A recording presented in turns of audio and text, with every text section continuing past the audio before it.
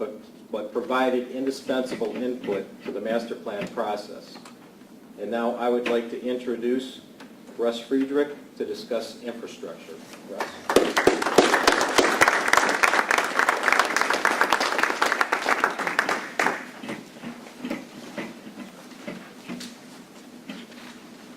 Thank you, Rick.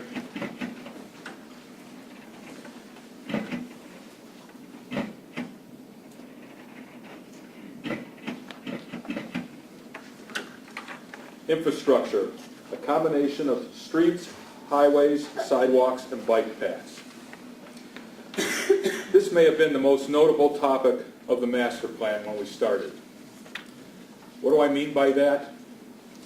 Before we really got started, everyone was coming up to us and asking us, what are you going to do with the traffic problem in North Ridgeville? I think many of you sitting here, part of looking at a master plan was addressing part of the traffic problem in North Ridgeville. We're very fortunate in the last couple years that our council and administration have already started to tackle this problem. But as important as this topic may be on the surface, directly tying it into the two previous topics of land use and residential that my counterpart, Andy Young, has already addressed, made it absolutely significant. And then realizing that the topics of land use and residential tie into all the other categories that you're going to listen to here this evening, made it more important than either one of us could possibly realize. Tying the whole plan together is essential for the future of our city. Infrastructure of the city serves as a primary network for any thriving community.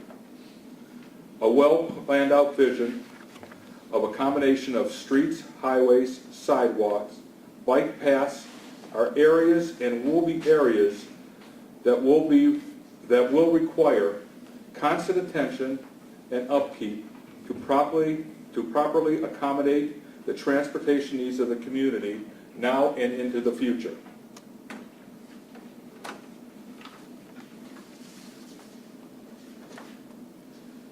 North Ridgeville is a particularly well-served community with major thoroughfares, namely the Ohio Turnpike, Interstate I-480, Lorraine Road, which is Route 10, Center Ridge Road, Route 20, Avon-Belden Road, Route 83, thus giving our city an advantage in the regional transportation area.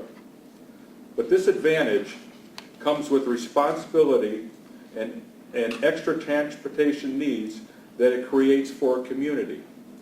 As we develop some of these areas, some of these roadways and accesses, we're going to create another problem in the city. And we have to plan and be aware of that as we go along. It's very easy to say that we want to increase the size of Lernagle Road because right now it's so congested with the 480 traffic comes off of it. And that's good. And as we expand it in the future, we're going to get more traffic. And where that traffic goes to has to be looked at now under a plan to the future growth of the city. And that is what is meant by that statement.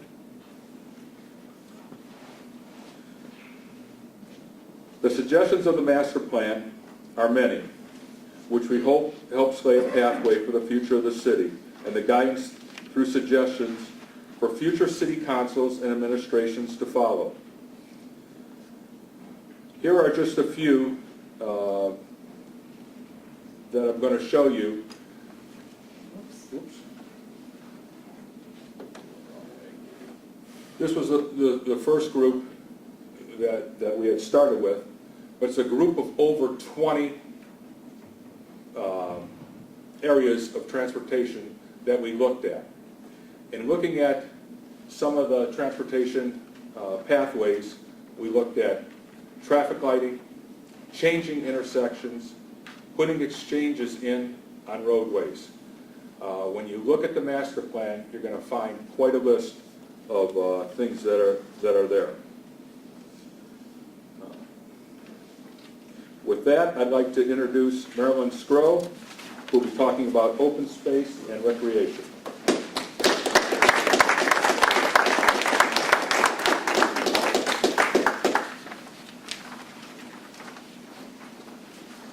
Our city has 5 parks, including the Sandy Ridge Reservation. 3 of those parks are for our sports centers. South Central is our largest park for leisure activities, and that's what I'm going to focus on speaking about. There's a great interest in fishing in our town, and currently there's several fishing derbies operating at South Central Park. A citizens group called Friends of the Parks has been formed to raise money for 2 features in our park. These are a skate park and a dog park. The skate park should blend into the park setting with buffers and mounds to insulate nearby residents. The dog park would be contained in a 1-acre fenced-in plot to accommodate large and small dogs and American Kennel Club shows. Neither will use city monies to be constructed. All of our parks have had recent improvements. Our city's growing and needs more space for recreation. Programs for people of all ages will need to be expanded.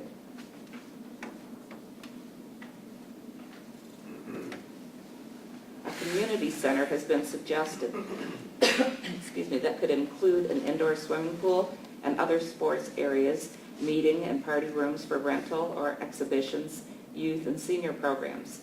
Additional benefits of having a center such as this can be found on the North Ridgeville website in Appendix B in the master plan draft. There's also an interest in an outdoor pool water park. We recommend a survey of the residents to determine the degree of interest in this and in the community center and to explore all avenues of funding.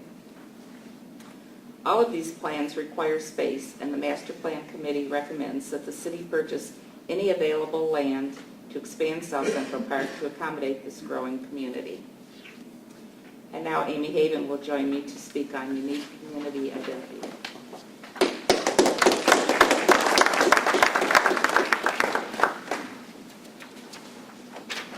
Thanks, Marilyn. And thanks again to everybody in attendance tonight.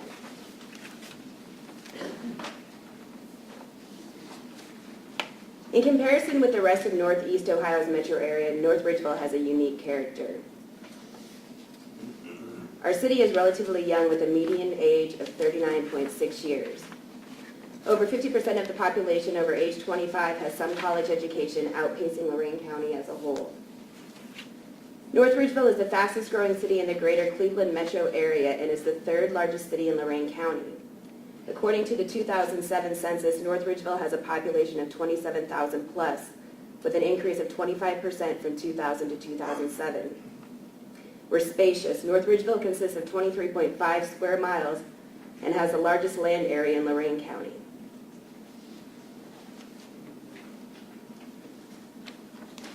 Gateways. Gateways are prominent entryways that make use of landscaping, public art, and community signage.